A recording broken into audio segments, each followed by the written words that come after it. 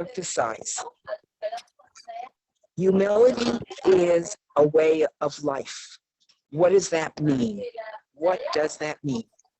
It means that this way of life is exactly what Hashem, the overarching picture. You have to remember, the overarching picture is Hashem creates a world, and in this world, he creates Am Yisrael through Matan Torah, and our job is to bring Hashem into the world. That's our job. That's our mandate. Hashem, that's why this world was created. Everything else is the backdrop. The main event is bringing Hashem into this world. Now, you have to live your life. We have to live our lives according to Hashem's plan in order to bring Hashem into this world. We can't figure out how to bring Hashem into the world. We have to follow Hashem's plan. What's Hashem's plan? Hashem's plan is, first of all, to make us aware that Hashem wants to give. He wants to give us everything. His whole essence is the source of giving, and he has everything to give. And our job is to connect to the giver. How do we connect to the giver? By being a receiver. By being a receiver. That is what Am Yisrael is here. We just received Torah on Shavuos. We just celebrated that receiving, which is the vision of Hashem. Hashem's the giver, we're the receiver, and in this way of life, where we're always looking to Hashem to give us, and we're always there to receive. And in return, we become the givers of Hashem into this world. We bring Hashem, saying, we will enable Hashem to come into this world. The receiver is the partner with the giver. It's a partnership. And it's such a strong partnership that it's actually called a brit. A brit, which is the bria. The giver and the receiver become a unit, a unity, one. Can I ask a question? Yes. I got lost in the description as to how it's a partnership. Okay, because because a giver is only a giver if there is a receiver. Hashem planned it that we should be able to see as human beings and as Am Yisrael this dynamic of giver-receiver relationship that actually is a partnership and creates the unity, is the upholding of the Brit. We are in a covenantal relationship, an eternal covenantal relationship with Hashem. What does this covenantal relationship, what's it made up of? It's made up of this unity between the giver and the receiver. Therein lies Shavuos. Hashem is giving us the vehicle, the mitzvahs that enable us to actually absorb Kedusha, because we're a Am Kadosh, an Am Nivchar, and Am Kadosh, to be able to receive Hashem's Kedusha. Where is Kedusha? Just like Hashem is, that is a resource that only is beyond this world. Kedusha. So as we do mitzvahs, we unite and bond with and receive. As we receive Hashem's mitzvahs and his Torah, we melt the relationship into a unity. Okay, and that unity brings Hashem into this world. Did I answer your question, Gittel? Yes, thank you. Very clearly. Okay. Very Can I- good. Yes, go ahead. Hey, Yes, Rachel. Yeah, go ahead. I just realized I guess you also need humility to be a receiver. That's what you're saying, because that's how you connect to get from the core is to be humble, to have humility is to be receiving. Right. And that was the main ingredient that actually is brought to the fore. Without this, there is no receiving. And if there's no receiving, there's no giving either. Hashem is not going to just throw gifts out if there's nobody to receive it. Just like that's how it is. The best way I can explain this to you also is, I think I might have given this example, but I want to remind you.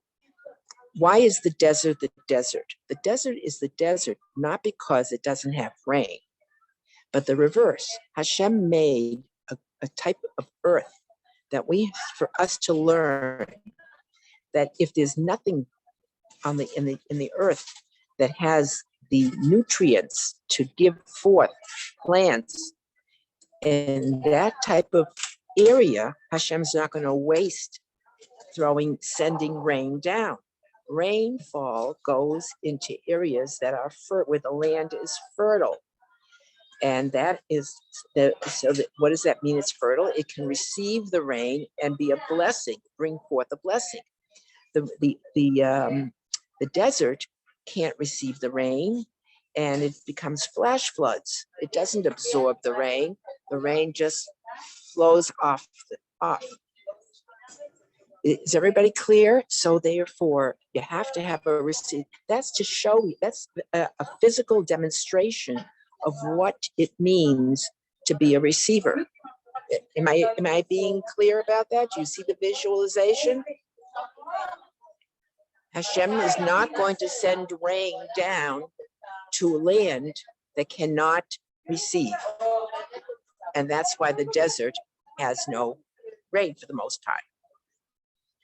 The same thing here. If we don't, but now that we have to take it and sort of widen it.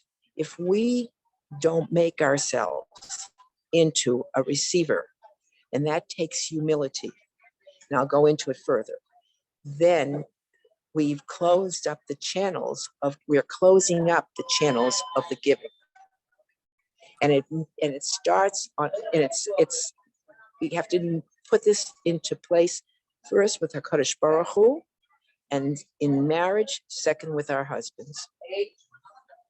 A husband has to feel that his wife is there to receive. Now, to make that into a physical reality for us, Hashem shows us, look, ladies, I'm creating you. You are without you, your husbands will not be able to reach their spiritual potential. Your husbands need you for their developmental spiritual development, as you need them for your spiritual development. What do they need from you? They need you to be humble and be a receiver. And receiver means everything. Now, we see this physically in the way procreation takes place in the actual body of a woman. A woman is a receiver in that she's built differently. Yes. Yes. Sorry, I just had to unmute. What does that mean, other than physically, what does that mean in terms of like humility in the face of Hashem is easier because Hashem's always right. Your husbands are not always right. So what does it look like when to be humble and a receiver, or you don't know if your husband's right, but theoretically he could be wrong. I'm saying you have reason to believe that he's wrong. We don't know for sure. What does it mean, Right. or what does it look like to be humble and a receiver in that situation? Very simple. I agree. That's one way of looking at things. That was you with the It's idea. not being a receiver, meaning that's not, if let's go with something like the topic actually recently came up, Hechsherim in Eretz Yisrael. So we are going to make up Hechsherim so that no one is offended by any part of the question. But we're going to say the Badatz of Borough Park was a hashgacha here in Eretz Yisrael. And Badatz of Borough Park has some people, obviously there are always some people who eat by it and some people who don't eat by it. And Badatz of Borough Park is, for whatever reason, a hashgacha that your family did not eat until now. You recently got married, and that's hashgacha you grew up with is mamish not kosher. And now your husband would like to eat Badatz of Borough Park. He feels it's very reliable for whatever reason. He happens to know Rabbi Badatz, and he holds that he's a very hot, holy Rav, or his best friend eats Badatz of Borough Park, and he thinks that that's good enough reason. Right. So I'm going to remind you, we learned this together of the Tehillim 45, verse 10, 11, where Hashem is talking to the neshama of a woman. This is according to the Alshich. And he says, Hashem is telling the woman, your job is down below, is to be humble, be able to unite and receive from your husband. And in order to do that, here are the instructions. And it says, among other things, you have to, in order to make this unity, you have to forget the culture Right. from. So maybe the and- hashgacha is not a and- good example, but let's say it's conflicting information or not something you grew up with, or let's say it's not a frumkeit issue. It's just the first example that came up. Let's say it's the same thing. Ferrari issue that we're back to. Okay, so, all right, the Ferrari issue might be more pertinent here. So again, wow, I never thought of it that way. In other words, whatever you have to, the overarching picture is to be a receiver, as opposed to crushing the person. When you say, I never heard of that idea, tell me more. I never thought of it that way, tell me more. That is being a receiver. That's being a good receiver. Doesn't mean you like what they said. It doesn't mean you're going to implement what they say. It doesn't mean you have to rubber stamp what they say. It just means that you are there to receive what it is. And you have to know it's a test from Hashem. No, are we good receivers? Are we able to maintain that humility and make room for another way of looking at things? Or are we not? And Can I if ask, it's the humility piece here that I'm missing, meaning I understand that you're showing connection to their neshama. I can maybe understand the receiver aspect, which I'm still not seeing how this is a receiver. Your husband would like to buy a Ferrari, and you say, you're receiving and the you news. say- You're receiving Okay. the expression of what he wants. That's what you're receiving. You are receiving an expression. And you have, that's all you're receiving. But that's enough, because what he's telling you is coming from his neshama. You think, what does his neshama have to do with Ferrari? It's not.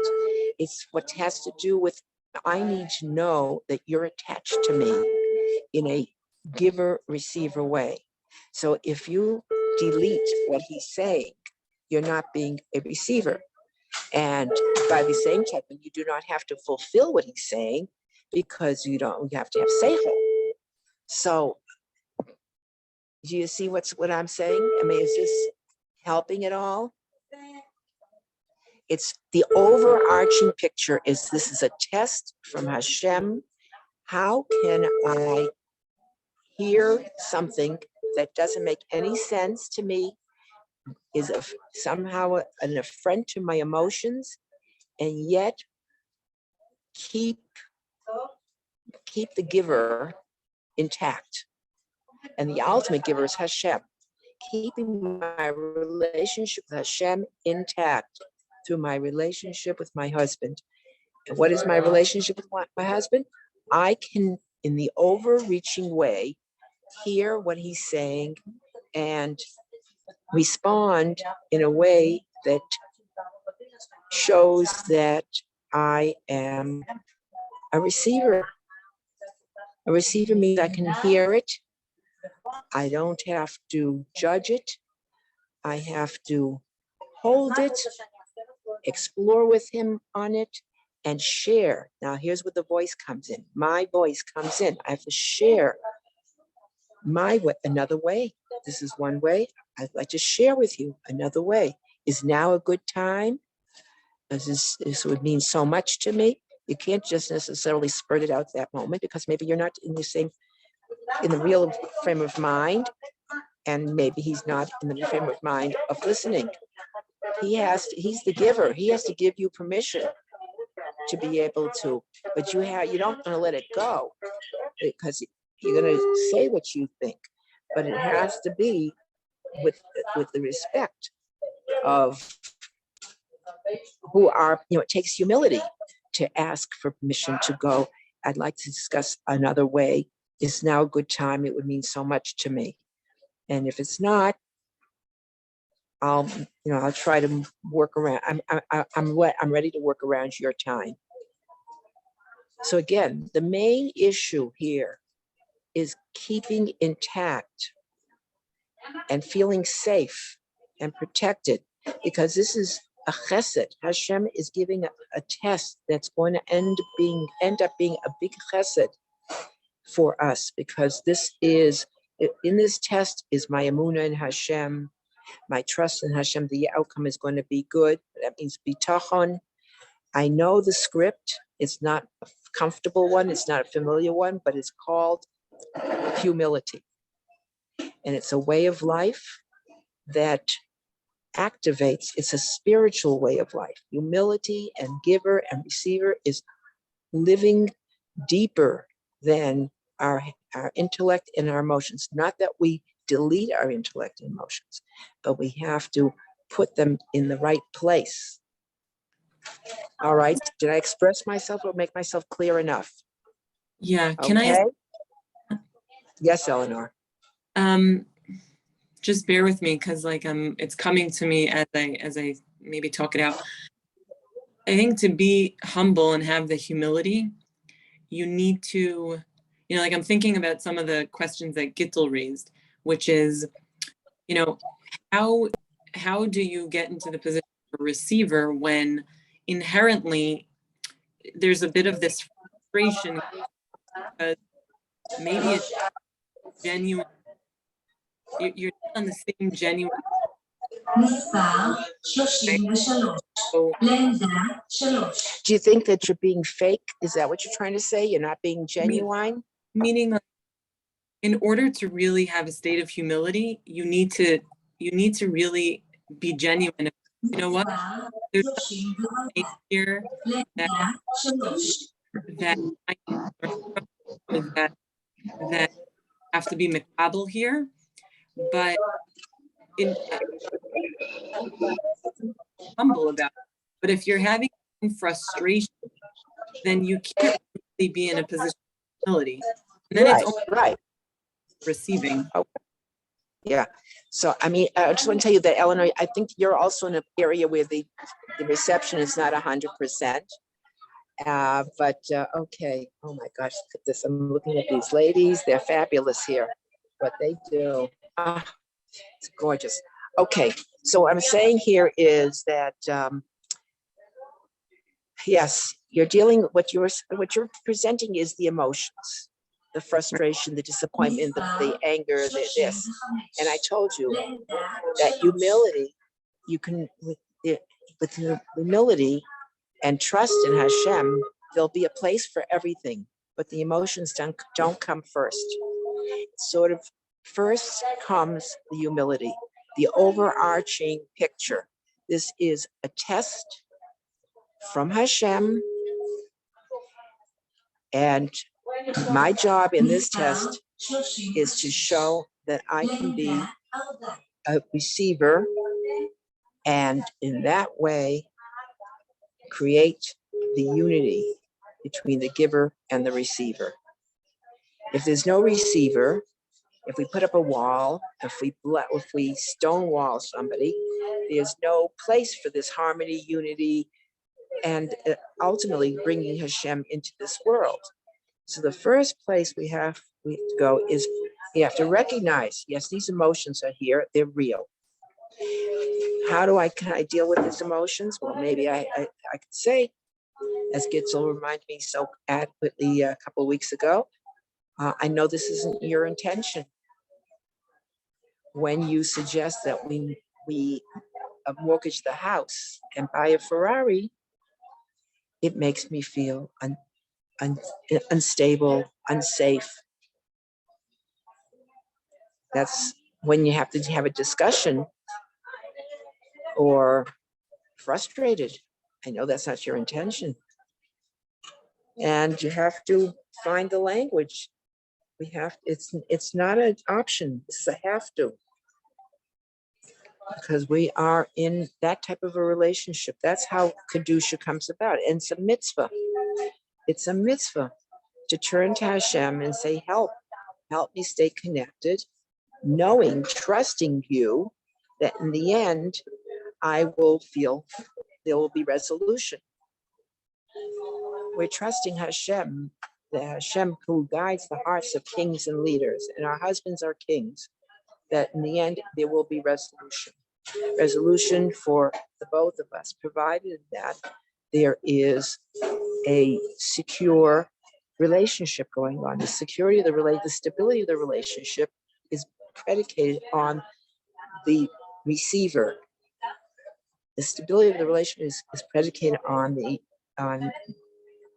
ability to be humble and receive this as not a missile, but a mission. It's a test. It's a test from Hashem. That's the overarching. What's going to make me fail the test? If I go straight to my emotions and intellect. When can I go to my emotions and intellect? After I make the spiritual connection. After I make room for another way of looking at things. That's the foundation, not just for our own life, our own home. It's the way, this is the energy, this is that we manufacture in our home, in our relationship at home, and like a wavelength, it gets spread out to the outside world. It stabilizes the outside world. And it makes sense because through this unity, Hashem comes, the bracha of the Shekhinah comes into the world. Hashem is revealed in this world. And when you have that, everybody benefits. It's not just my little home. It's all of Am Yisrael benefits. Did I make myself clear? Yeah, I found it clear. So I Yes. just reiterate, there's a bit of a sacrifice that has to happen in the moment. You're saying don't first check with your emotions might be real, but don't lead with that. You have to kind of first maintain your humility and maybe, I don't know if the word is, block it, but that, it's a bit of a sacrifice, in order to bring the kedusha, and then you can check with your emotions afterwards. Right. I call it restraint. It's a level of self-restraint. It's not forever. It's not forever. You don't have to restrain. It's restraint in the moment so that you can be a receiver. And then the voice that you gain because you're a receiver is that you can ask now from the giver, the ultimate giver, Hashem, but from our husbands, what it is that we need in the picture. Mm-hmm. Right? I got it. In other words, if they say that if you're a kli for Hashem, make yourself into a kli to receive Hashem's blessings, right? So this is where it comes down to. How do we make ourselves into a kli? By being receivers, recognizing that every single thing, we're being tested in this all day long. And we put this humility into place, into practice all day long, because it's a way of life. If we want to be receivers and make our husbands into receivers. In other words, he can't start this. We have to do it. We have to do it for them, and then they get drawn into it. He can't receive from Hashem so that he can give to me. The channel of impact and influence from Hashem is opened as I am a receiver. Am I making myself clear? Yeah, that makes sense. Thank you. Yes, I want to Gittel. ask a question that's going a little beyond what we're discussing right now. So if anyone in the group feels that this is not the time to answer it, I'm okay if it's not answered right now. But I'm feeling, while trying to implement this in my life, but listening to you discuss the steps again now, that there isn't a I don't know how to say it better, a safe place for your emotions. Meaning, let's say you feel, let's go back to the house is a mess. What have you been doing all day? So if you feel unappreciated, and it could be a lot of little things. I'm saying all men do lots of little things, and whatever the feeling, whatever you're struggling with, and it could be your struggle, meaning it could be you're the one struggling with a feeling of a lack of appreciation, and it's not even a reality. But if you're feeling that lack of appreciation, I don't find that there's a place to, I don't know if the right word is vent it or deal with it or whatever, because you have this conversation, you say, I am sure you didn't mean to make me feel unappreciated. He says, let's say he says the right things. You're right, I didn't think of it that way. Thank you so much for everything you're doing. That still doesn't necessarily take away your feeling of not being appreciated. Or if he comes in that he wants to buy a Ferrari, even if you convince him not to buy the Ferrari, it still doesn't create a feeling of safety because your husband still thinks it's a good, like, it's still, so tomorrow he'll come home that we're not buying a Ferrari, we're selling the house to invest in stocks that are really investing in our future, or whatever it is. Meaning, I don't feel that your feelings are, I don't know how to process So, them. I feel that they're yes, adequately okay. addressed. I don't know how to. Okay, so you can trust your feelings when you're coming from a place of humility and you will see a different husband. You will just see it. It will be a different dynamic. And why? Because Hashem's invested in it. And if it's not, if he's coming home every day and you're being challenged, you have to or there's a place where we can, you don't have to mistrust our feelings of lack of safety, but you have to take it outside and double check, take a reality check. This is my husband's doing this, this, and this. It makes me feel unsafe, unprotected. It makes me feel, I don't know, what was the example you just gave me? Unstable What did you because he just? wanted to sell the house for the Yeah, Ferrari, and then he could do something else. it creates it feels unsafe, unstable. Let somebody else, don't, just keep on. This is not a swallowing, I'm going to receive, I'm just going to swallow, swallow, swallow. That's not what this is about. I'm going to jump into Hashem's plan. Hashem, the creator, is No, my giving us a question is plan. everything that you're discussing is a way of doing. I feel like it's not adequately, everything you've described even now, it's not adequately addressing feeling, meaning you So still you just have feel. to, well, okay, fine. But if you feel and you've expressed the feelings and you don't feel any time, I mean, it doesn't make sense to me. If a husband hears the wife and he Meaning the husband does the right thing. He decides not to sell the house for the Ferrari. so then He that's says, between "Thank you us. for doing," It's between but us then and Hashem. Just ask Hashem. Ask Hashem to help me to get over this. I mean, it could be like it's like tapping into a vortex of trauma. This thing might be might be stimulating a whole history of not being heard and traumas and holy. But as I said, you have to just pay attention to what's really happening. If the husband is really responding, then we cannot afford to hold on to feelings that are pulling us apart. So we have to check it out. As I said, you have to trust your feelings.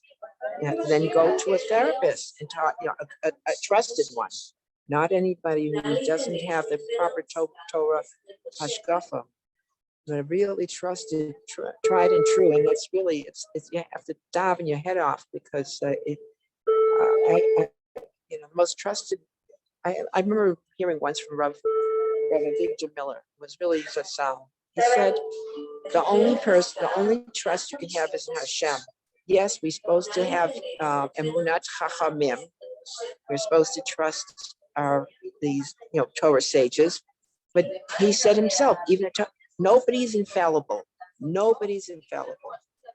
But you got to try to find a trusted person who can help us, because as I said, it could be that this emotional response that can't seem to go away is because it's been triggered. It's because what has happened here triggered some, as I say, vortex of trauma, something from the past that has nothing to do with right here.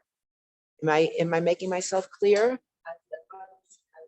making yourself clear, but I feel like I could So be, the I'm not feelings- expressing my question well, but I feel, let's go to the Ferrari situation. Okay, so if this person wants to buy a Ferrari, sell the house to buy a Ferrari. So you had that discussion on Monday. Then 6 months later, let's say, give them a lot of time, right? Something else comes up. But if it's a repeated pattern of behavior that your husband thinks that either great big shiny toys or investing in something that's not Whatever. realistic, or even Right. if go to minor, meaning if we're all human, and I'm not saying not, but many husbands don't realize the amount of work that we do most days of the week. You know, someone once posted on COVID, during COVID, just like that, no one ever asked a stay-at-home mom what they do all day, right? But the idea is that men don't generally appreciate that. So your feelings of not being appreciated are real. They're not necessarily anything you could do about it, and not necessarily is your husband going to thank you 15 times a day and buy you roses every day just because you exist and you clean that, like, but we all do a tremendous amount, meaning the feeling is real. The husband's not necessarily at fault, or it's a pattern that even though he hears every time you speak to him, it's still, he's human and he is attracted to Ferraris and whatever else that is for him. How do you deal with your feelings when they're real, but they're not like, I don't know, the I word is think not there's a fixable, but they're practical not like, piece here. hmm? Right. Yeah, I see. I mean, a recurring habit, like Right. taking things like we have air to breathe, but are we spending every split second of our life thanking Hashem? Thank you that I have an ear to breathe and lungs to you that are Right. working, and all that. Okay, fine. So the point is that the best thing I can think of off the top of my head is it seems like for us women who are very, you could say, overworked and underpaid. Okay. But the fact is that to make somebody else aware of what you're doing, you have to put a value on every minute and say, these 10 minutes I washed dishes, these 10 minutes I cleaned out the refrigerator, these 10, and make an accounting and then present it to them. It's sort of like, I'll tell you what it is. It's like when you go shopping, you spend 500 shekels. What could cost 500 shekels? Well, then you give him the receipt and you show him, well, it's this, and that. And he says, oh, he wasn't aware. He's just looking at the Visa bill and saying, well, how could this be? So hold on to all your receipts. I had this before. I told one of the women, I said, you just hold on to all your receipts, and which has not just the sum total, but has the detailed enumeration of each item, right? So that's what you have to do. Yes, it's a little bit annoying in the beginning, but the outcome will be well worth it. And you dive into Hashem. You say, Hashem, I'm doing this so I can help my husband in his avoda. You have to help him. You can't just take on a new habit. And you can't just like, I mean, when we have nothing to do, can we stop and say, thank you, Hashem, I can breathe. Thank you, Hashem, I can open my eyes. Thank you, Hashem, I can take in the world. Thank you, Hashem. It's a nice thing to do. If you speak to Rabbi Victor Miller's that would be his script. But the fact is that we have to help them. So some people. Can I repeat the answer to make sure I understood? That we're supposed to, if our feelings haven't been met / validated, then we should be reaching out again and again in different ways. We shouldn't just say that it's my avoda to figure out how to not be bothered by his let's go with lack of appreciation, because it's a good example. No, you have to give him you have to make it as easy as possible for him. Yes, you have to make it easy. You have to help him out. It's sort of like I had a student who was had given, I think I told you this example, but pardon me if I'm repeating it. A student who had given birth, and she wanted her husband on his own to figure out that she wants him more than just maybe once a day to come and visit her. She wanted more contact. Now he's home with 4 or 5 other kids, running the house, doing his full-time job, and it's hard for him. It's not like if he had nothing else to do. But she says, I said, ask him, just ask him to come. No, he should know it on his own, right? Because if I ask him, it takes away. It's sort of like saying, my birthday's coming up in 3 days, you know? It would mean a lot to me. I went into, you could say something like, I went into our favorite jewelry store, and I picked out 3 things in a very, based on what we've spent in the past. If you could come home and surprise me with one of them, it would mean so much to me. You know, that's helping him. You can give him the lines. I told you, you give him the lines, what you want to hear from him. Is that helpful? Okay. This is I think all so. Thank you under, very much. yeah, well, it will sink in, hopefully. It's not easy because we are trained to be led, as Eleanor said it, by our intellect and our emotions. And the first place where we have to go is to our neshama, to our connection with Hashem. What is Hashem? This is being sent to me by Hashem. I need seichel. I need seichel. And where does seichel come? Reishis chachma, yiras Hashem, seichel tov, l'chol haseim. You have to get that seichel by connecting to Hashem. Hashem, help me. And, you know, why do they say Sheva Pamim Tzadik no fail? All right? Because what is falling, missing the mark? It's seeing, we're acting without seichel. When you miss the mark and something you see, this is, I didn't do the right thing. That's falling. And in this situation, initially, before we put on the punching gloves or do something that's offensive, our Yetzer Hara says, how dare he? How could I put up with this? But after we do that, we see that we have a worse situation than we started out with. And that's because Hashem is not going to reward us doing the wrong thing. So falling is okay. And then we can go back and say, I regret the words I said, the tone, my action.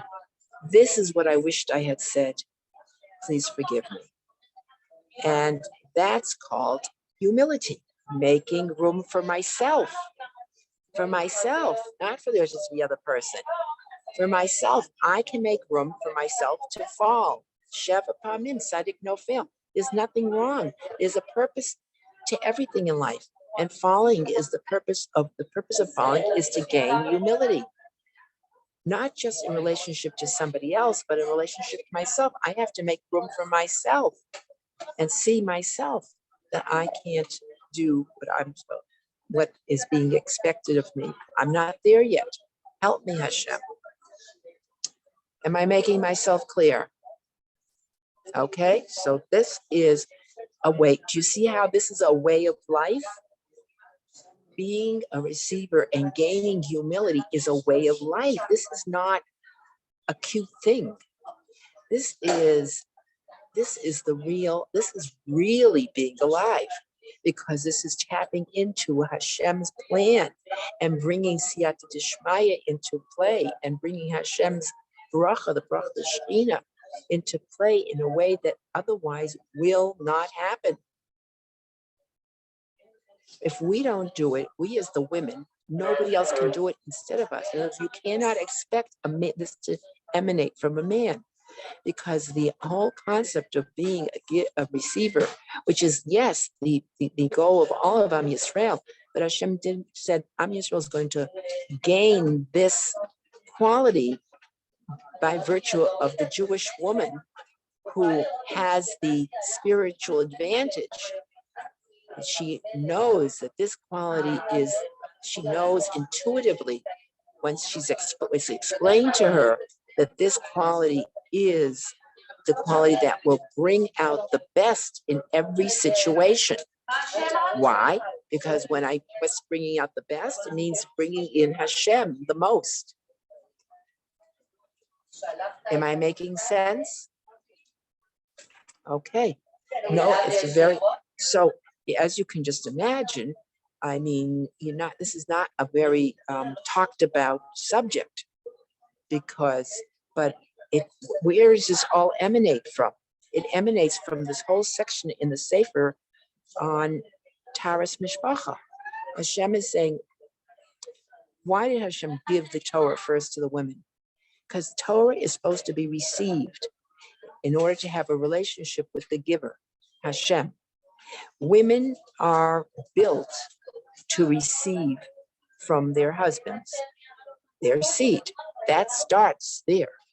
And then it goes on into an overarching picture of receiving everything from Hashem and saying, this is from Hashem. Okay, that means we know immediately what our address is.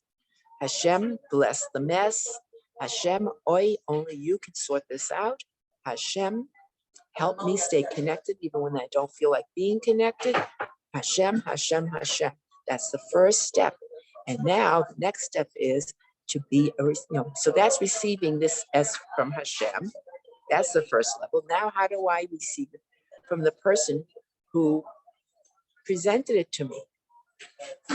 How do I receive it? Especially my husband. That's the key relationship. And if we are good receivers, then Hashem, then our husbands learn to receive as well from Hashem, the channel of receiving from Hashem, because that opens up the channel of receiving for the male givers. They have to be receivers from Hashem in order to be able to give to us, whatever it is, emotional support, financial support, and even the physical makeup of a man as in intimacy. It's all coming from Hashem. It's a plan from Hashem. Okay, so this is, again, keep in mind that this whole section is under the section of Taras Mishpacha, what it means to be a receiver. Receiver is a way of life. Receiving our message, receiving the I would say the assignment of who I am as a Jewish woman from Hashem through the people and circumstances of my life. Hashem will keep us. If we listen to Hashem, Hashem will keep us on the healthy, straight path in life. If we don't listen to Hashem, we can go off with our emotions and intellect into the most disastrous situations. All right, so here we have it. So that's why we say that humility is a way of life. It is all the benefits of being a receiver. And what it does is it shows that our eyes are turned up to Hashem and expecting from Hashem to make our husbands into better givers, a better giver emotionally, a better giver financially, a better giver spiritually. If we need Hashem, so that's what we want our Hashem to make our husbands into. And how does that happen? Based on how we receive our husband and the surprise elements that come with the marriage, the surprise and the not so surprising elements. So again, reminding ourselves that we are expecting, and we have an expectation. It's good to expect to get what you need from our husbands who are going to receive what we need from Hashem. So this is considered to be a complete bond, giver-receiver bond. And what justifies us to be in this relationship is if we're married, we're in a bonded relationship. This relationship is a creation.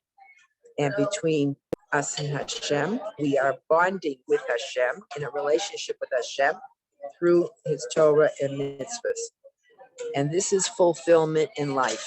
Without this unity, without this bonding, there's not going to be a sense of fulfillment. And women then, when they don't get the fulfillment in this way, which is the basic, spiritually normal, healthy, emotionally, psychologically, spiritually way, if we don't do this, where are we going to get? Who are we going to get our importance and our? We're going to look. If this is where this is the domain within which we are critically important. Nobody else can do what we do. But if we abandon ship and we don't, and we give up on this, then the women go out of the house and say, okay, if I don't have a husband who listens to me, give me any emotional support, who can't find support me, I'm going to go and be, I'm going to go and get it all outside. And there's the difference between gold and tinsel. The gold is at home, the tinsel is outside. Now we can bring the gold from the home out to the outside and make the tinsel also turn into gold. But that you have to know what is what. And we don't have to frustrate ourselves if in fact things are not changing in the home. We have to take a reality test with a trusted, as I said, somebody trusted who understands that what we're discussing here and can say, yes, you're right, something's wrong with there are husbands who cannot attach.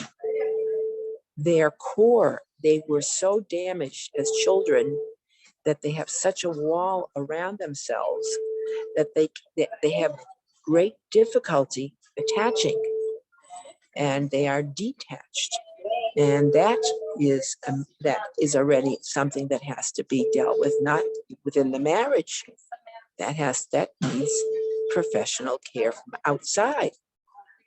But you understand, men anyway have a certain level of detachment. They have a certain level of protective armor around themselves because they have to have a certain level to go out in the outside world and compete.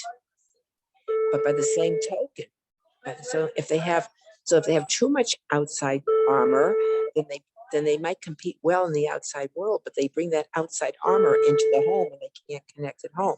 On the other hand, if the man has too little protective armor, he goes to the outside world and he gets crushed. Everybody walks all over him. He can't function. He doesn't know how to. He doesn't have protective armor, and then he can't provide at home. It's got to be the right balance. That's why when a husband comes home from the outside world, it's very helpful and useful, Mot Kadai, and really to receive our husbands and let them know how much it meant to us that he went out to work, he went out to learn, he went out to be a father, a grandfather, whatever he does that shows an attachment to you, to the family, to himself, to Hashem. Am I making myself clear on that? Okay, these are very important points. So that's all receiving. The way a husband comes to the door, that's a great moment of receiving. He wants to be received. What does he have? He's bringing home whatever, the good, the bad, and the ugly. The good is hopefully some learning, some parnasa. The bad might be somebody, the difficulties he may have had with a boss, an employee, whatever. And he needs to come into a safe place. He needs to feel, and that's why when the house looks a mess, it feels to him on some level, perhaps unsafe. So we don't have to feel defensive. We have to say, you're right. It's hard to come in from the outside world in the houses like this. I wish it were differently. These are how you have to almost take everything that's coming our way and make sure it's wrapped with I wish I could. I wish we were different. I know it's important to you. It's important to me. Let's sit down. I want to hear and I want to share. That's a good one, hear and share with you about the situation, about why the house is like this. And then you can ask him. Things come up with children, in the house all the time. If you could just tell me what's the one most important thing to you when you come home. And I want to tell you something, probably the one most important thing to him, most husbands, is that you come to him with a smile and a hug and a kiss if your kids are not around.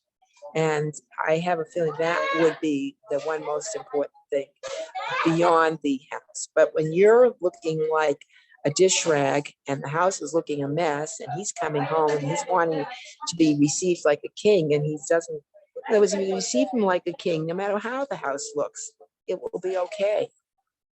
That's probably the number one most important thing. But beside for that, you can say, beside for that, tell me the one surface that's most important for you to have clean. Okay, so let's go on here. Just one more line here. So a woman's vision of what her life is like has to be completely tied into her spiritual role. She's got to see the overarching picture that she is in as everybody else, we're in a test mode, but we're not in a test like we have the teacher right with us in the test. Like you go to a test, you can't, you're on your own, so to speak, but not really, because you can dive in, you can say Tehillim, you can ask your grandmother to say Tehillim for you. That's what sometimes the grandchildren, you can ask whoever.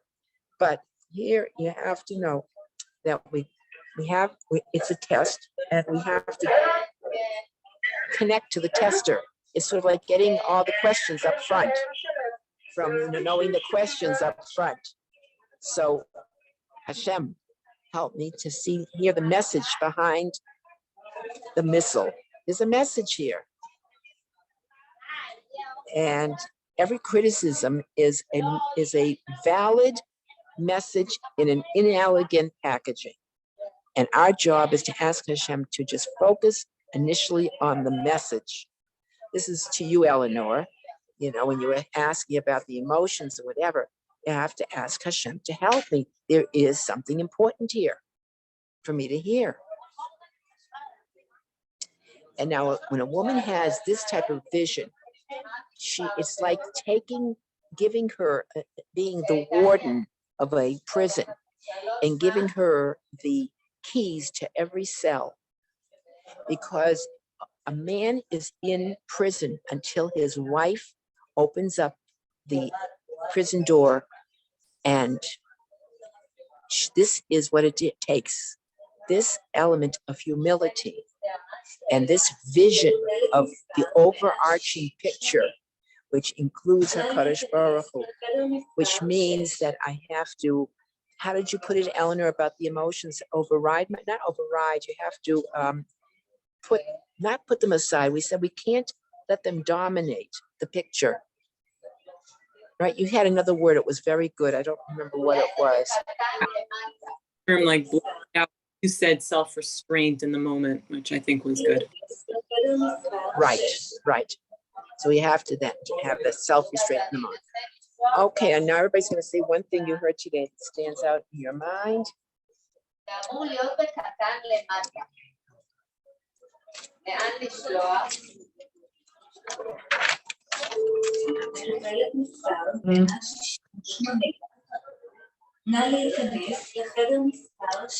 Okay. All right, Celia, one thing you heard today, and by the way, Celia, thank you very much for keeping everybody informed and for your everything. Yeah, it's an honor. Refuah Shlema. Thank you. Yeah, I know our learning is in for Refuah Shlema. Yes, it is. We're being tested all day long. Practice humility as a way of life. That's it. We're being tested all the time, all day long. Practice humility as a way, humility as a way of life. Yeah. Great. Thank you. Gittel, one thing you heard today that stands out in your mind. Bringing out the best is bringing Hashem in the most. Right. Bringing out the best in the circumstances, in the situation, is bringing Hashem in, The most. bringing Hashem in the most. Yes. Yes. Okay, thank you. And Shifra, one thing you heard today that stands out in your mind. She has to deal with something going on in her house, so she might not be at her computer at the Okay. moment. Okay. Okay, Eleanor. Okay, so it was your response to my question, which is it's restraint in the moment, become a kli, and then you can get what you need because now you're that kli that Hashem is bracha into. You brought the kedusha in, and you can have the resolution. I'm sorry, it's not. Sorry, it's a little lengthy. That's it. You have it right. You bring the kedusha in, and you can have, and you will see you will see, because you will see resolution. It's Hashem. Doesn't have to be that very second, but you will see the shift. Okay. Shifra, are you back? One thing you heard today that stands out in your mind?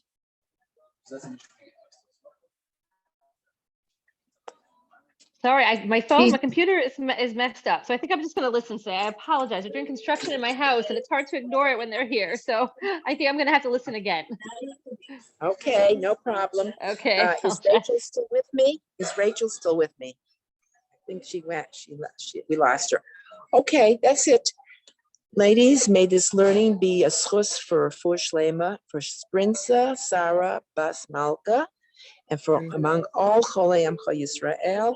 And Amen. may we be zoche through this learning together to support each other in this beautiful picture. This is a beautiful picture of clarity of where we are, the importance of the Jewish woman, and how we really have the greatest impact in the bigger picture of how Hashem is sending down his beautiful brachas to Am Yisrael and the whole world. Okay, take care. Beautiful. You Thank very, you. very much. Thank We you, appreciate Rebbetzin. you making it work Thank you. despite the circumstances. Yes. Thank you. Thank you. Thank you.